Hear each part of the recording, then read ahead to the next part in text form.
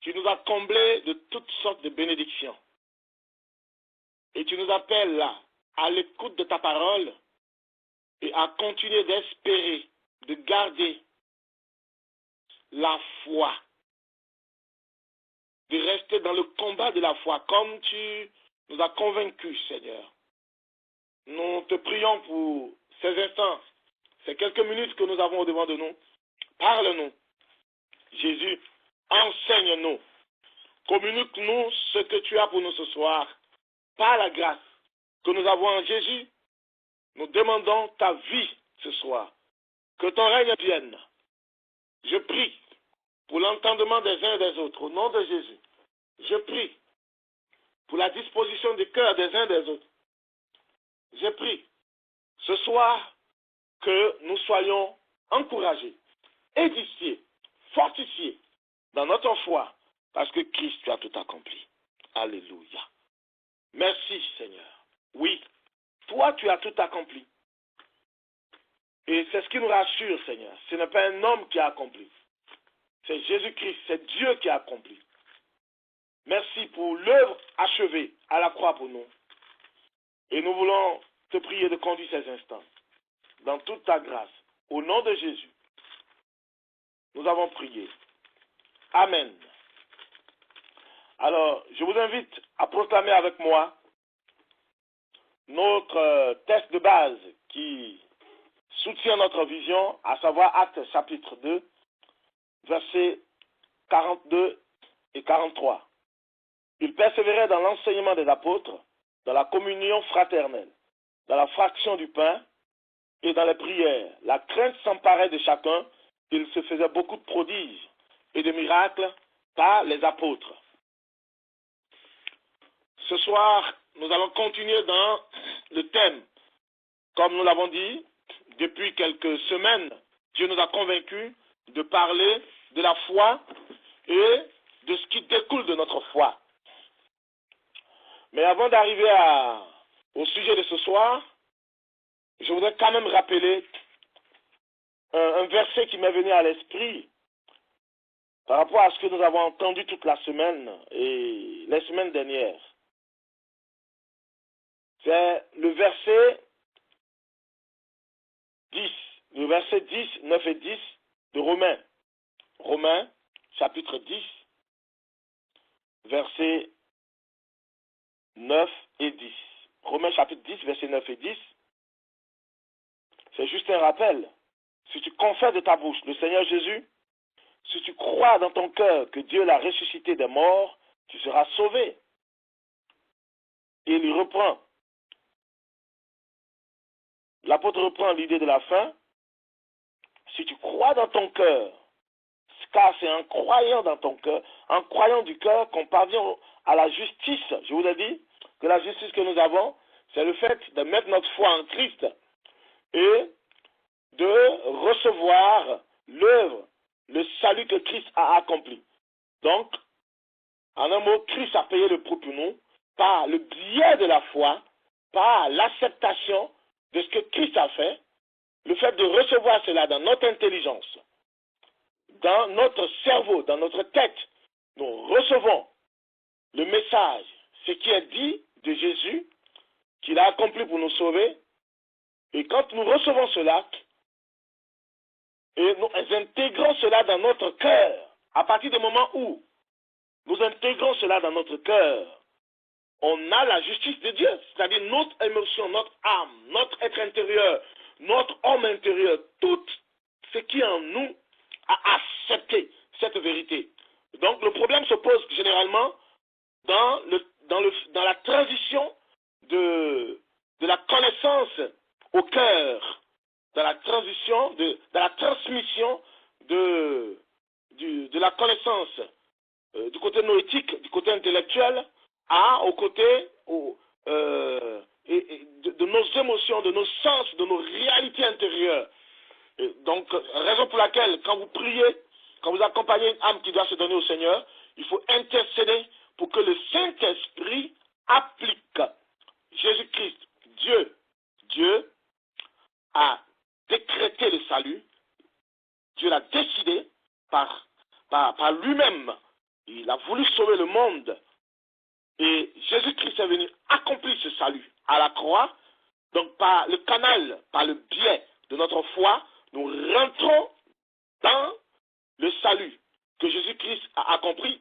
D'où donc Dieu nous rend juste. Jésus-Christ nous rend juste vis-à-vis de Dieu par sa rédemption au travers de l'œuvre de la croix. Et dans la suite, le Saint-Esprit par nous peut appliquer ce salut.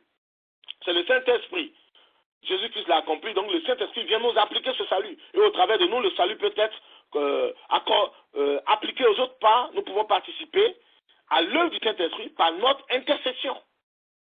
Dieu touche les cœurs, mais croyez à ce que Dieu aussi peut toucher par votre demande, votre requête, vos intercessions, vos familles. Vous n'êtes pas que sauvés que vous seuls. Mais la Bible nous dit que moi, nous et notre maison, Dieu a un projet de salut pour tout le monde.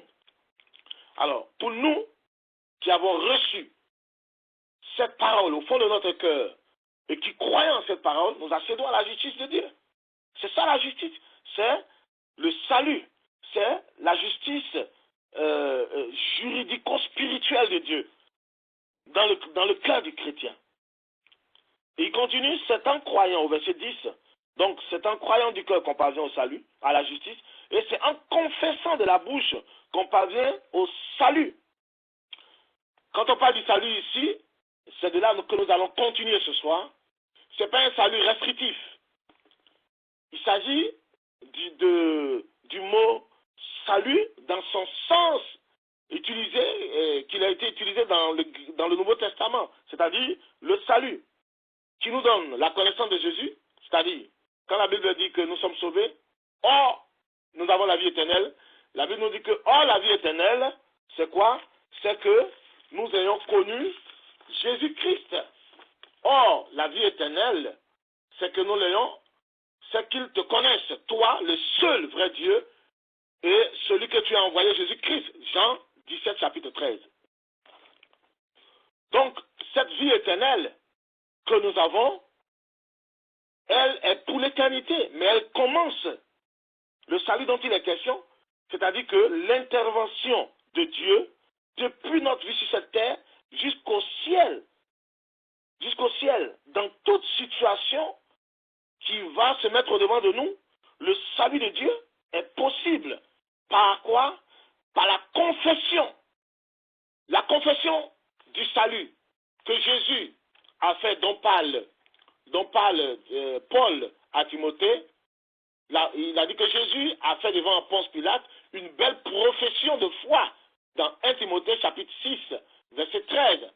Il s'agit de dire, de déclarer, de proclamer publiquement, que ce soit en face d'un monde, d'un peuple, ou en face des ténèbres de Satan, en face des circonstances, en face des événements, en face des difficultés, en face de toute situation, que nous proclamons, nous disions à haute voix, nous disions avec assurance, avec fermeté, cette foi que nous avons dans notre cœur.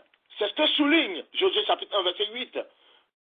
Que dis cette parole, dis-le chaque fois, médite-le. Il faut le dire, garde cette parole dans ta bouche et dis-le. Donc, il faut nécessairement être croyant, croire en Jésus.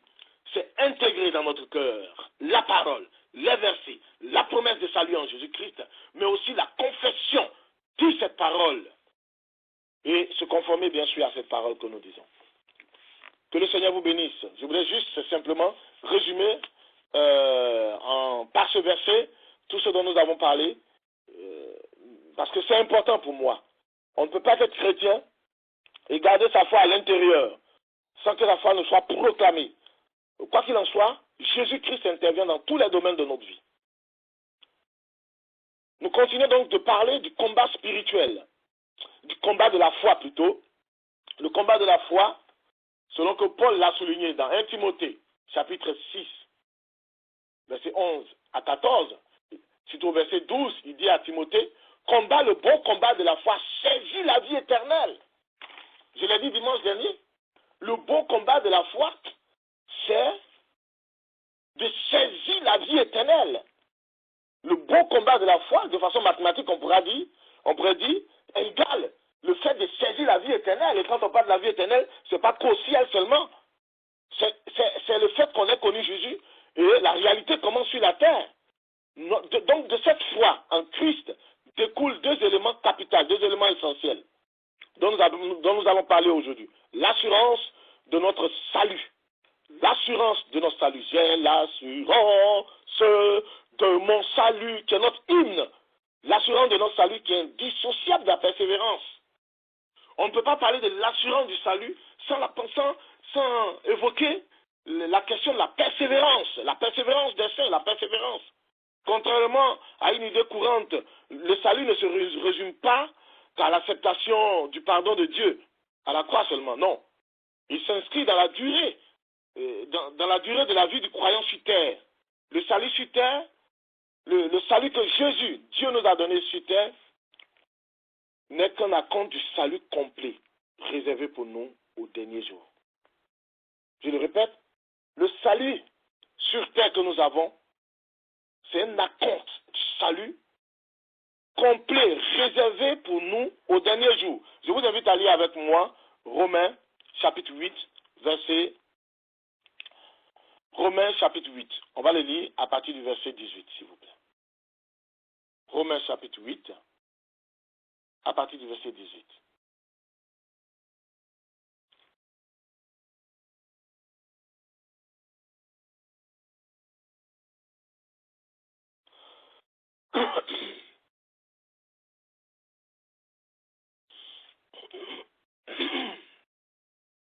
Pardon.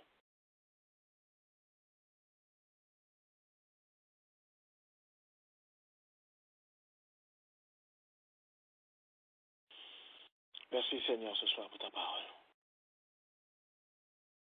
Nous voulons bénir ton nom. Vous y êtes, Romains chapitre 8, à partir du verset 18. Je lis, et parce que nous allons parcourir tout le passage.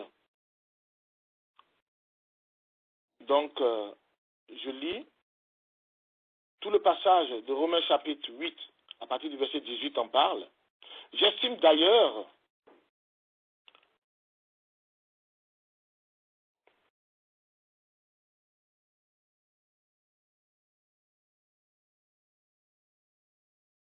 alors, à partir du verset 18, je lis Romains chapitre 8, à partir du verset 18. J'estime que les souffrances du temps présent ne sauraient être comparées à la gloire à venir qui sera révélée pour nous. Aussi la création attend-elle avec un ardent désir, du verset 18 au verset 39, s'il vous plaît. Un ardent désir, les révélations des fils de Dieu. Car la création a été soumise à la vanité, non de son gré, mais à cause de celui qui l'a soumise, avec l'espérance qu'elle aussi sera affranchie de la servitude, de la corruption, pour avoir part à la liberté de la gloire des enfants de Dieu. Or, nous savons que, jusqu'à ce jour, la création tout entière soupire et souffre des douleurs de l'enfantement. Juste pour vous dire que le monde n'est pas préservé. La création, tout ce qui se trouve, tout ce que Dieu a créé. Je continue. Et ce n'est pas elle seulement, mais nous aussi, nous avons les prémices de l'esprit. Nous aussi, nous soupirons en nous-mêmes, en attendant l'adoption, la rédemption de notre corps. Verset 24. Car c'est en espérance que nous sommes sauvés. Or, l'espérance qu'on voit n'est plus espérance. Ce qu'on voit, peut-on l'espérer encore? Mais nous espérons en ce que nous ne voyons pas. Alléluia. Nous l'attendons avec persévérance. C'est ce que je vous disais. L'assurance du salut va avec la persévérance. Je continue verset 26. De même aussi l'Esprit nous aide dans notre faiblesse. Car nous ne savons pas ce qu'il nous convient de demander dans nos prières. Mais l'Esprit lui-même intercède par des soupirs inexprimables. Et celui qui sonde les cœurs connaît quelle est la pensée de l'Esprit, parce que c'est selon Dieu qu'il intercède en faveur des saints. Nous savons du reste que toute chose concourt au bien de ceux qui aiment Dieu, de ceux qui sont appelés selon son dessein. Car ce qu'il a connu d'avance, il les a aussi prédestinés à être semblables à l'image de son Fils, afin que son fils fût le premier-né entre plusieurs frères. Et ceux qu'il a prédestinés, il les a appelés. Oh, alléluia. Et ceux qu'il a appelés, il les a justifiés. Je parlais de la justification. Et ceux qu'il a justifiés, il les a glorifiés. C'est une œuvre finale. Mais avant d'arriver à cela, nous sommes appelés à traverser des circonstances, des situations difficiles. C'est ce que nous allons voir dans la suite du passage. Que dirons-nous donc à l'égard de ces choses, à l'égard de ce qui a été dit en avant? Nous sommes appelés à atteindre la glorification, à atteindre la fin. Mais que dirons-nous donc à l'égard de ces choses, de ce qui a été dit en avant? Si Dieu est pour nous, qui sera contre nous? Lui qui n'a point épargné son propre fils, mais qui l'a livré pour nous. Comment ne nous donnera-t-il pas toutes choses avec lui? Toi qui doutes ce soir, écoute ce message. Qui accusera les élus de Dieu? Même si le diable, Satan, émène quelconque condamnation contre toi, Dieu te dit, personne ne peut t'accuser. Christ est mort, bien plus il est ressuscité. Il est à la droite de Dieu, il intercède pour nous. Qui nous séparera de l'amour de Christ?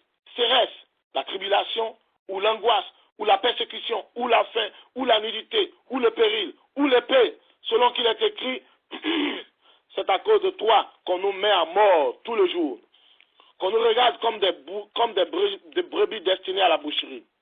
Mais dans toutes ces choses, nous sommes plus que vainqueurs par celui qui nous a aimés, car j'ai l'assurance que ni la mort, ni la vie, ni les anges, ni les dominations, ni les choses présentes, ni les choses à venir, ni les puissances, ni les hauteurs, ni les profondeurs, ni aucune autre créature ne pourra nous séparer de l'amour de Dieu manifesté en Jésus-Christ, notre Seigneur.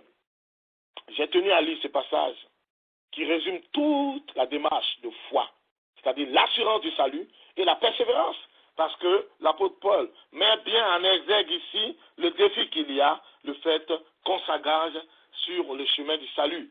Vous savez, j'ai vu une information dernièrement où tous ceux qui se donnent au Seigneur dans des pays islamiques, je souligne en l'occurrence l'Égypte, l'Algérie, tous les frères qui sont devenus les musulmans qui se sont convertis, il y en a en masse qui se donnent au Seigneur. Il y a d'autres qui sont tués, il y a d'autres qui sont, en tout cas c'est au péril de leur vie, qui perdent leur travail. Il y a d'autres qui sont hués, ils sont comme des damnés de la société. Frères et sœurs, aucune souffrance, aucune tribulation, aucune persécution, aucune situation ne doit te faire remettre en cause ton engagement ou ta force de conviction pour marcher avec Dieu ce soir. Donc, en plus de la compte que Dieu nous donne, mais nous avons aussi déjà des garanties de cet héritage futur par le Saint-Esprit. Nous avons un avant-goût de l'avenir que Dieu nous donne. Nous l'avons lu dans ce passage tout à l'heure, et c'est bien clair dans Romains chapitre 8, verset 23, il est dit, et ce n'est pas seulement, et ce n'est pas elle seulement, mais nous aussi, ce n'est pas la création seulement, mais nous aussi, nous avons les prémices de l'Esprit. Et le Seigneur nous secourt dans nos faiblesses. Il est souligné dans le verset 26. L'Esprit de Dieu vient nous secourir. Tu peux compter sur le Saint-Esprit pour te venir en aide. Dans ta détermination. Il y a des serviteurs de Dieu dans la Bible qui avaient cette détermination, mais ils ont eu des temps difficiles, comme Pierre.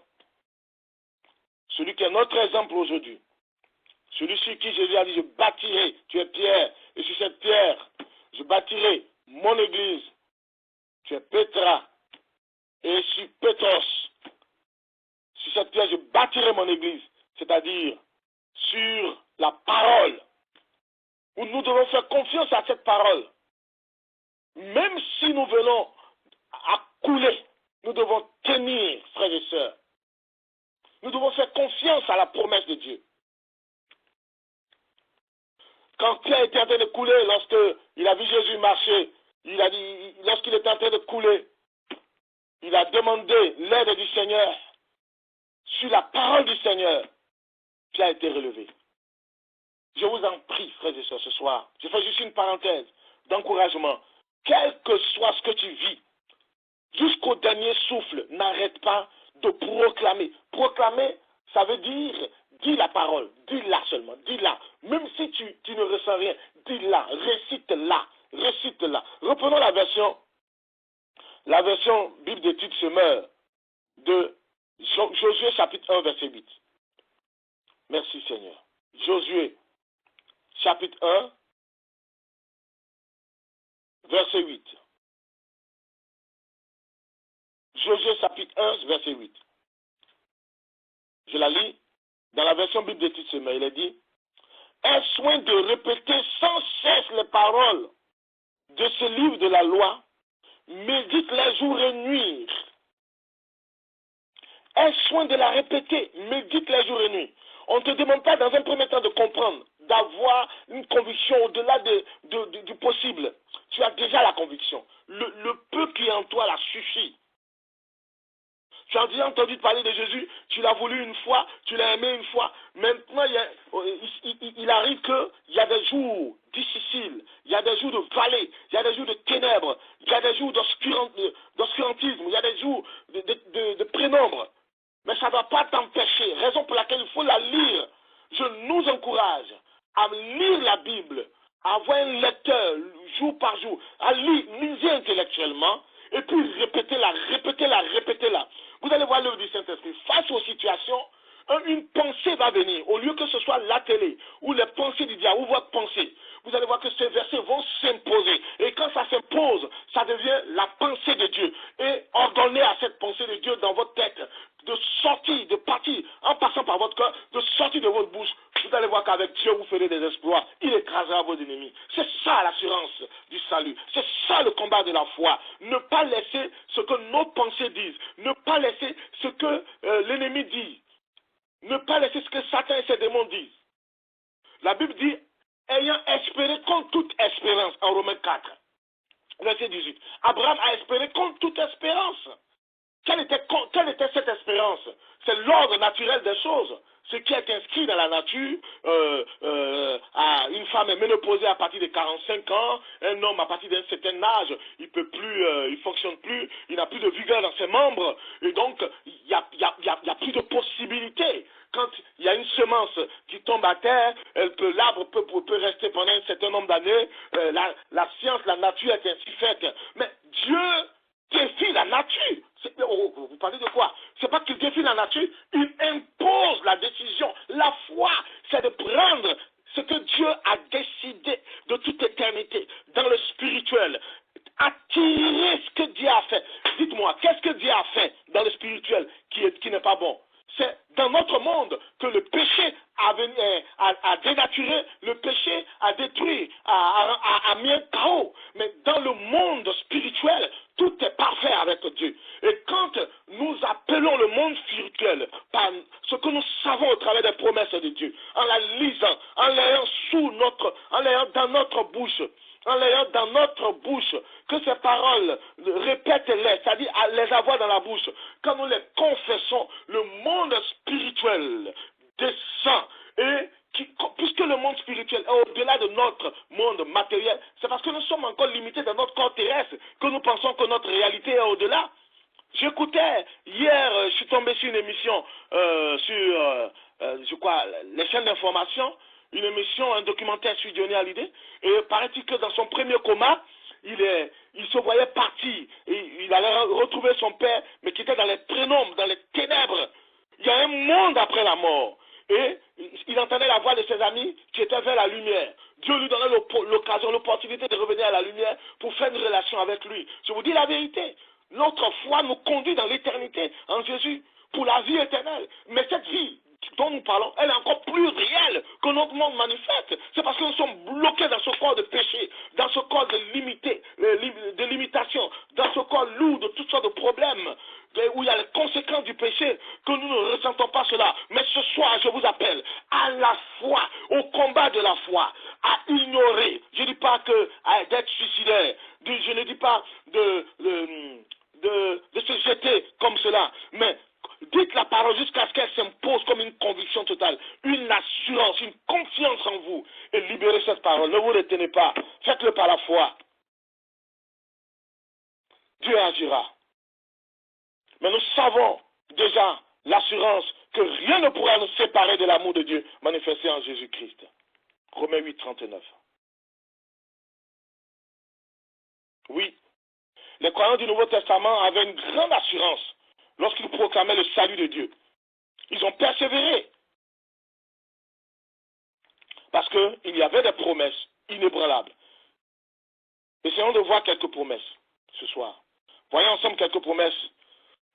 Oh, je vous encourage au combat de la foi. Ne lâchez rien. Voyons ensemble quelques promesses. Dans Éphésiens chapitre 1, versets 4 à 5.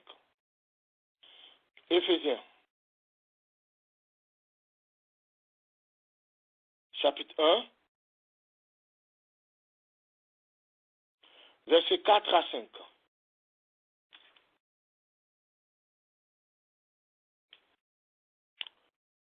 Je lis la parole. En lui, bien avant de poser les fondations du monde, il nous a choisis pour que nous soyons saints et sans reproche devant lui. Puisqu'il nous a aimés, il nous a destinés d'avance à être ses enfants qu'il voulait adopter par Jésus-Christ.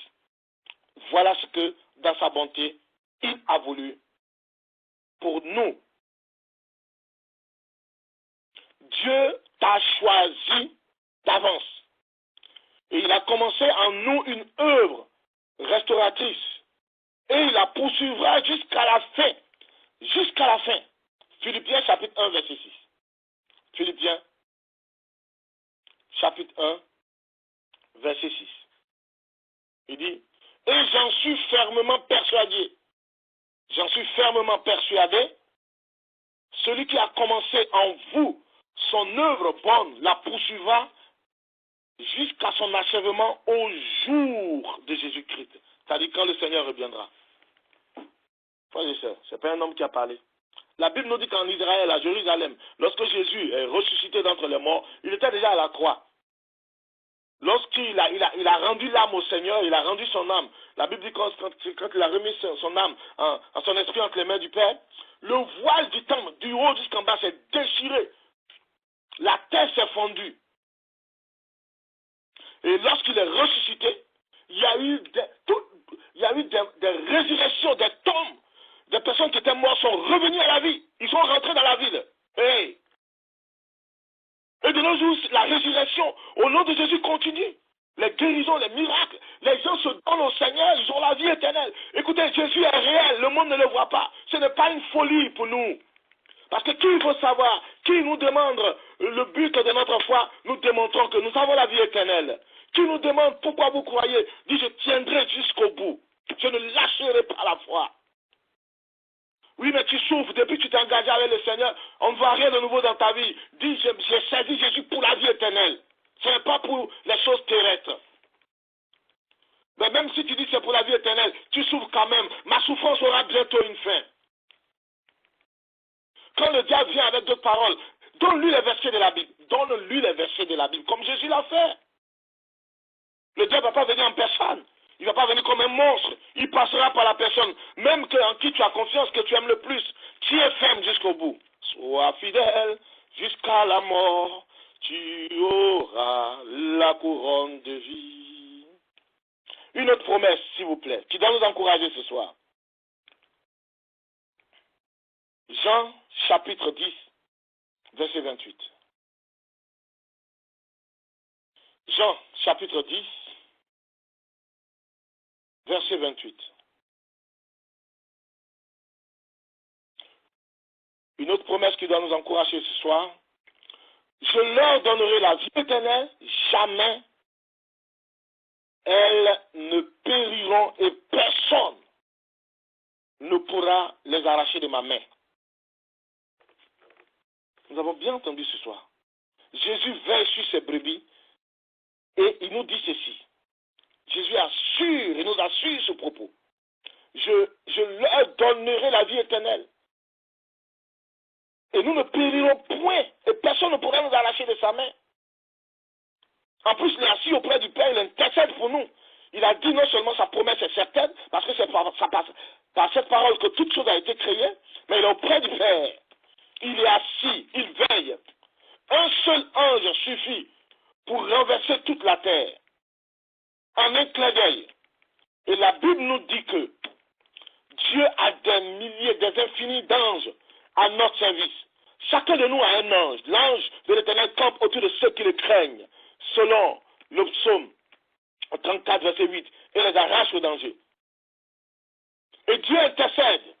Et quand nous crions à Dieu, nous demandons, nous sommes en difficulté, le Seigneur vient. Parce que Satan est obligé de s'incliner vis-à-vis de la parole de Dieu. Il connaît la parole. Quelquefois, il nous titille avec la parole. Il connaît la parole. Donne-lui la parole. Il va s'incliner. Hey! Alléluia. Lisons Éphésiens, chapitre 1, verset 13. Éphésiens, chapitre 1, verset 13. L'Esprit de Dieu se porte garant.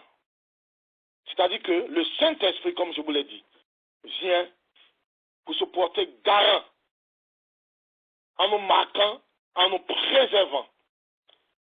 Au verset 13, je dis, et en Christ, vous aussi, vous avez entendu le message de vérité, cet évangile qui vous apportait le salut. Oui, c'est aussi en Christ que vous qui avez cru, vous avez obtenu de Dieu l'Esprit Saint qu'il a promis, par lequel il vous a marqué de son sceau.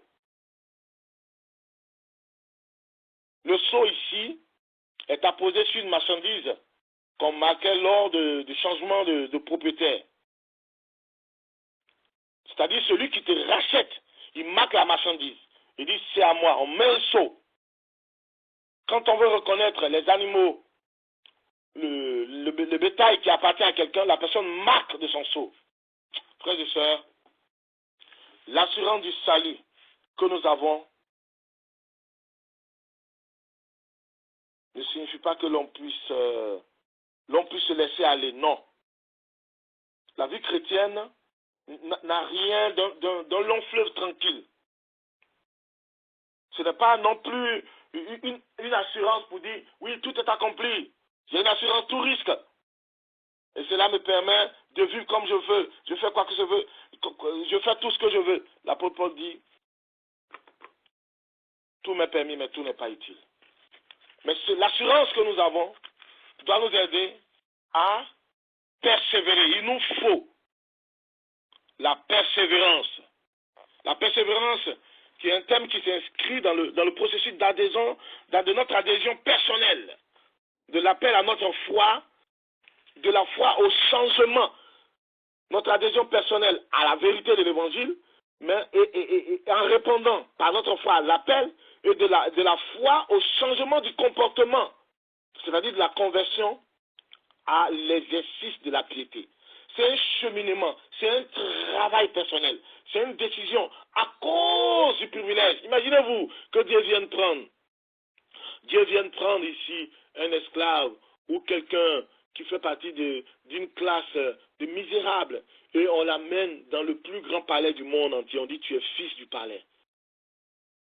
Mais il va adapter son comportement à la vie du palais royal. L'Américaine qui s'est mariée au prince dernièrement, elle est obligée de suivre la vie du royaume, la vie du palais. Et donc, c'est comme ça quand Dieu nous appelle, il y a un travail à faire, et dans la persévérance, il y a des hauts et des bas, mais nous avons le Saint-Esprit qui nous tient, comme des pédagogues qui doivent accompagner, suivre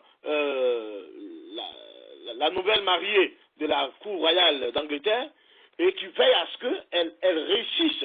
Mais encore, parlant à plus forte raison pour nous qui sommes chrétiens, qui sommes entre les mains de Dieu, mais notre formation est certaine, pourvu seulement que nous ouvrons la porte au Seigneur. Et cette persévérance nous conduit à une invitation à être chrétien jusqu'à la fin de nos vies, à tenir. L'expression jusqu'à la fin est d'abord une promesse de la fidélité de Dieu. Vous allez voir que plusieurs passages, on n'aura pas le temps de les parcourir, soulignent tenir jusqu'à la fin. Combien de chrétiens aujourd'hui sont prêts à tenir jusqu'à la fin? Ils tiennent quand ça les arrange. Ils tiennent quand la situation est bonne. Oh frères et sœurs, certainement que Dieu nous parle ce soir. Tous ceux qui se convertissaient au Seigneur, qui se donnaient au Seigneur dans les périodes passées, ils se donnaient au Seigneur parce que leur foi était une foi de conviction jusqu'à la fin. C'est ça la foi. Le combat de la foi, c'est de lutter dans notre pensée, dans nos cœurs et dans la proclamation, mais aussi tenir dans cette ligne de conduite jusqu'à la fin de nos vies. C'est de rester ferme et fidèle à notre confession, à notre engagement, quel qu'en soit, quoi que ça nous coûte. Matthieu 28, verset 20 nous dit, « Et enseigne-leur à obéir à tout ce que je vous prescris. Et voici, je suis moi-même avec vous tous les jours, jusqu'à la fin du monde. » C'est jusqu'à la fin, jusqu'au bout. Pour nous les croyants, il s'agit de suivre Jésus jusqu'au bout.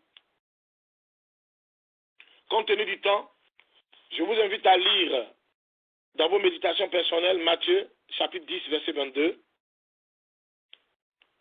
Apocalypse 2, verset 26. Quand on parle de courir, d'aller, de suivre le Seigneur jusqu'au bout, il y a des images sportives qui nous viennent à l'esprit. Un coureur qui, à force de persévérance, remporte la victoire. Un athlète qui pulvérise des records. C'est à cela que nous sommes appelés. Dans 1 Corinthiens 9, versets 24 à 27,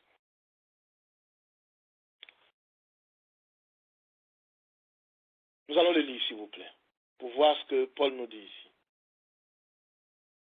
1 Corinthiens 9, versets 24 à 27. Ne savez-vous pas que 1 Corinthiens 9, versets 24 à 27. Je vais lire la version Bible des petites semeurs, s'il vous plaît. Jusqu'à la fin, je vais vous encourager à lire avec moi la version Bible des petites semeurs. 1 Corinthiens 9, versets 24 à 27. Oh, frères et sœurs, la joie du salut, pour au fond de mon cœur, de mon âme. C'est un enseignement. Ce soir, j'aurais pu le donner dans la tranquillité, mais ça bouillonne à l'intérieur. Et un tel message ne peut être confirmé que par le salut des âmes. Oh, le salut des âmes, suivi des guérisons, parce que le Saint-Esprit confirme la parole de Jésus. Pour renforcer, pour dire aux gens que voici ce que c'est que la foi. La foi, c'est l'assurance que nous avons et que nous gardons dans notre cœur et qui doit être démontrée. Démontrée par notre caractère, notre comportement, démontrée par notre conduite parce qu'on marche vers l'éternité, mais démontrée aussi par les résultats de notre vie spirituelle intérieure. Nous dégageons toute atmosphère spirituelle négative. Nous écartons les ténèbres et la lumière de Dieu s'impose. Tout ce qui est ténèbres, tout ce qui est obstacle, difficulté spirituellement, maladie, problème, blocage, tout peut partir d'un seul coup. La foi est capable de ressusciter des morts. La foi est capable de guérir des maladies. La foi est capable de transformer une nation en un seul jour. La foi est capable de ramener une circonstance impossible, de la rendre possible. La foi est capable en Jésus-Christ de tout faire. Ne vous limitez pas. Le ciel, où tout est parfait, peut descendre sur terre et transformer notre monde notre monde que nous prenons pour une difficulté énorme, mais c'est comme de la cendre, il suffit de souffler, et notre monde disparaît, et le monde spirituel s'impose, et est encore plus réel, brille mieux que notre monde matériel. Alléluia. Je lis. Dans 1 Corinthiens chapitre 2, verset 24 à 27. Ne savez-vous pas que sur un stade, tous les concurrents courent pour gagner, et cependant un seul remporte le prix. Courez donc courez comme lui, de manière à gagner. Tous les athlètes s'imposent une discipline dans tous les domaines pour recevoir une couronne, qui pourtant sera bien vite fanée, alors que nous aspirons à une couronne qui ne se flétrira jamais. C'est pourquoi, si je cours, ce n'est pas à l'aveuglette. Ouf, Paul. Et si je m'exerce à la boxe, ce n'est pas en donnant des coups dans l'air. Je traite durement mon corps, je le maîtrise sévèrement, de peur qu'après avoir proclamé l'évangile aux autres, je ne me retrouve moi-même disqualifié. S'adressant aux Corinthiens familiers des jeux comme on pourrait considérer comme des jeux olympiques, mais en leur temps c'était des jeux ismiques. Paul emploie à plusieurs reprises ici, comme nous l'avons vu, des images sportives. Les athlètes qui avaient prêté serment dans le contexte avant à Zeus s'entraînaient pendant plusieurs mois, voire 10 mois avant de concourir. 10 mois d'abstinence. Mais tous ces athlètes-là, parmi eux, un seul d'entre eux remportait le prix. Et en comparaison à l'effort fourni pour une victoire à l'impact si bref, l'effort consenti pour une victoire éternelle devait être considérable, plus important que tout, frères et sœurs, ce soir.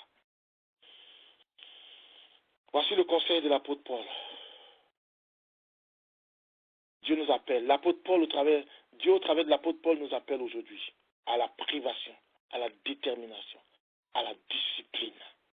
D'autant plus que nous avons une multitude de témoins, une foule de témoins, comme le dit Hébreux chapitre 11. Nos témoins doivent nous encourager dans la course à la suite du Christ, à la suite du Seigneur. Et ces personnes qui ont vécu par la foi, cela doit être un encouragement pour nous ce soir.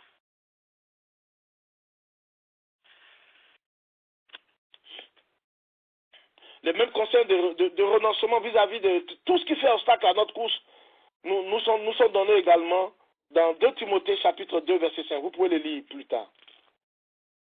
Donc Paul souligne ici la notion de combat. Il emploie la notion de combat, c'est-à-dire la notion de détermination. Comme je vous l'ai dit dimanche, il faut saisir la vie éternelle. Mais dans la vie éternelle se trouve tout ce que tu veux. Matthieu chapitre 6, verset 33, cherchez premièrement le royaume et la justice de Dieu, tout le reste vous sera donné. Je ne parle même pas du fait d'espérer tout le reste, mais on saisit le combat pour l'éternité et on ne se préoccupe pas de ce qui va arriver. Mais je vous assure, coûte que coûte, ce que tu espères va venir. Si ça ne vient pas, continue, laisse, oublie cela, mais ça va te rattraper. J'ai dit, c'est un principe. C'est un principe. C'est un principe. Les promesses de Dieu rattachées à ta vie ne meurent jamais. Elles ne peuvent que s'accomplir. Mais si tu te laisses dévier, détourner, et tu es fixé que sur la promesse, en oubliant l'essentiel, la persévérance, la marche de la foi, quelles que soient les épreuves, les difficultés, les tendus, observe et regarde. Voici l'exemple, une autre image que Paul nous donne. Prenons le livre de Jacques plutôt. Dans Jacques chapitre 5, toujours dans la Bible d'études semeurs, Jacques chapitre 5, verset 7, s'il vous plaît. Voici l'exemple que Jacques nous laisse ici. Jacques chapitre 5, verset 7. Il dit, frères et sœurs, patientez donc jusqu'à ce que le Seigneur vienne. Pensez au cultivateur, il attend les précieuses récoltes de sa terre. Il prend patience à leur égard jusqu'à ce que tombent les pluies de l'automne et du printemps. C'est ça la foi. Habakkuk dit, si elle s'enfle en elle, si elle s'enfle, c'est-à-dire que la foi, si les combats arrivent, tu as la semence, la parole que tu as, qui est la semence, si tu vois qu'elle ne s'accomplit pas, si tu vois que les difficultés s'imposent, tu constates que les réalités ne font que s'endurcir, mais ne te préoccupe pas. Toi, tu as pris une résolution, continue sur ce chemin. Sois déterminé.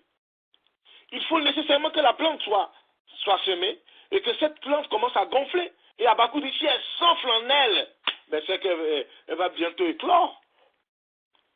Mais nous, on veut que ce qu'on a semé commence à sortir sans s'enfler. Tout ce qui s'enfle fait mal. Mais il faut persévérer. Il faut avoir un cœur d'athlète, un cœur discipliné, une attitude de discipline, de persévérance. Jésus s'est déjà sacrifié pour nous. Il attend de nous que nous suivons son exemple. La patience fait donc partie de la persévérance des chrétiens.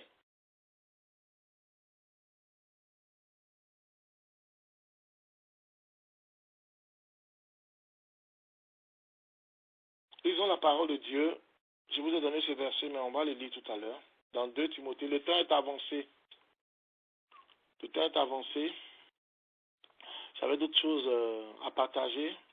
On aurait pu étudier d'autres versets qui nous auront fait du bien. Mais cet enseignement ce soir m'a énormément fait du bien personnellement. C'est la raison pour laquelle je vous le transmets avec toute la vie de Christ que je sens en moi. Dans 2 Timothée chapitre 2, verset 5. 2 Timothée chapitre 2, verset 5. C'est dit.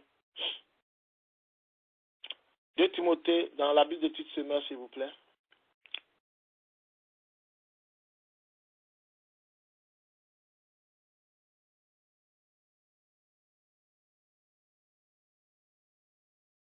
On n'a jamais vu un athlète remporter le prix sans avoir respecté toutes les disciplines.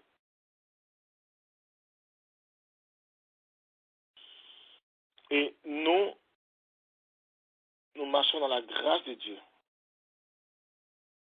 Dieu ne nous appelle pas à notre salut par les œuvres. Et notre foi ne fait pas partie des œuvres. C'est dans la grâce. Qui sommes-nous hommes pour recevoir le monde invisible et le salut que Dieu nous a donné et de croire en une histoire qui s'est passée depuis des siècles. Il y a des histoires et des légendes qui ont lieu, des histoires réelles qui ont lieu depuis des siècles. Mais on a de la peine même à recevoir, à accepter, même si on croit, on refuse ces histoires. Mais le Saint-Esprit vient nous l'appliquer. Et dans la grâce de Jésus-Christ de Nazareth, il nous donne la possibilité de tenir jusqu'au bout. C'est en Christ, c'est en regardant l'œuvre de Christ à la croix. Ce soir, regardez la croix de Jésus. Et nous fermons les yeux, nous regardons la croix de Jésus. Là où Jésus a crié, Père, tout est accompli. Et nous portons nos fardeaux, nos problèmes, nos difficultés, nos besoins avec l'assurance de la vie éternelle que nous avons au fond de nous. Nous nous mettons à la croix et nous déclarons que tout ce qui pèse sur nous intérieurement, émotionnellement, spirituellement, physiquement est cloué ce soir. Et nous partons au travers de la croix, nous sortons de la croix de façon miraculeuse et nous rentrons dans le corps glorieux de Jésus-Christ de Nazareth pour demeurer chrétiens. Comme le dit Colossiens, nous sommes assis, nous sommes en Christ, assis dans les lieux élevés. Nous ne sommes plus sur la terre. Nous sommes dans les lieux élevés avec le Christ. Nous ne sommes plus sur cette terre.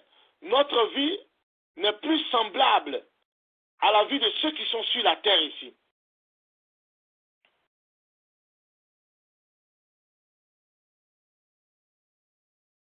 Il dit, car vous êtes morts, Colossiens chapitre 3, verset 3, car vous êtes morts et votre vie est cachée en Christ, en Dieu. Notre vie est cachée en Christ, en Dieu. C'est ce que Colossiens dit. Parce que nous avons accepté Christ. Notre vie est cachée en lui. Il est mort, il est ressuscité. Quelle est l'image que Christ va nous rester, va nous laisser avant d'aller au Père? C'est son corps ressuscité, capable de tout. Et notre vie est cachée en lui, mais ça n'exclut pas que nous avons notre corps mortel. Et c'est dans cette espérance que nous sommes dans les lieux élevés, assis à la droite de Dieu. Nous ne sommes plus sur la terre. Nous sommes assis dans les lieux élevés, là où Christ est assis, nous sommes assis auprès de lui, nous sommes en Christ, nous vivons en Christ, nous marchons en Christ, nous faisons tout en Christ. Et Christ est assis dans les lieux élevés. Christ est assis auprès du Père et notre vie est cachée en Christ. Christ est à la droite de Dieu. Et notre vie est cachée en Christ. Nous sommes en Christ. Ce soir, en Jésus, quelle que soit notre défaillance, nos faiblesses, Dieu nous relève. Et dans sa grâce, nous allons aller jusqu'au bout. Je tiendrai ce soir. Telle est la confession que je veux que tu fasses ce soir.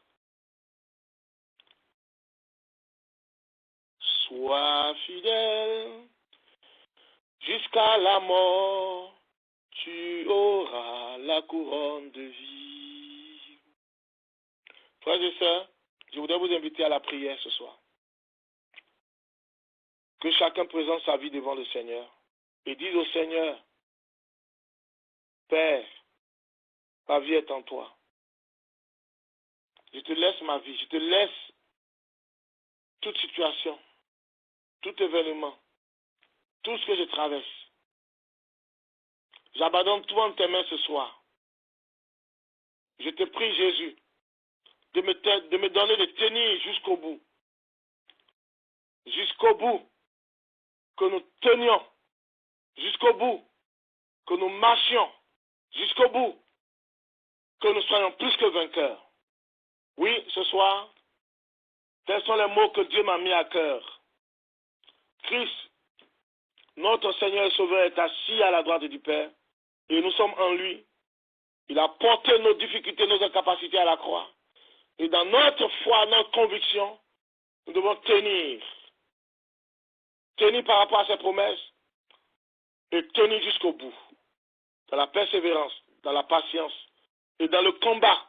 Sans oublier que Dieu attend de nous aussi, dans sa grâce bien sûr, notre participation, notre volonté pour tenir jusqu'au bout. Soyez bénis. Et que la grâce de Dieu soit notre partage toute cette semaine. Je vous souhaite